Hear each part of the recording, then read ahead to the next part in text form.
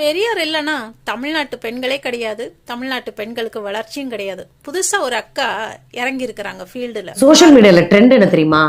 பெரியார தாக்கி பேச. அப்புறம் இவங்க புதுசா ஒரு கணக்கு சொல்றாங்க. 70ல 30 போனா நாமெல்லாம் 40ன்னு படிச்சிருக்கோம். இந்த அக்கா என்ன அப்படின்னா 70ல 30 போனா 30ன்னு படிச்சிருக்கிறாங்க. பெரியார் இப்படிதான் சொல்லி கொடுத்திருப்பார் போல இருக்கு. மணியம்மை கிட்டத்தட்ட அவங்களுக்கு கல்யாணம் ஆகும்போது பெரியாருக்கு 70 வயசு, மணியம்மைக்கு 30 வயசு. 30 வருஷம் கேப். யார் இல்லைன்னு சொன்னா? நாமெல்லாம் சோசியல் மீடியால பேசுறதுக்கே பெரியார் தான் காரணமா. பெரியார் மட்டும் இல்லைன்னா சோசியல் மீடியால பேசி இருக்க மாட்டோம்.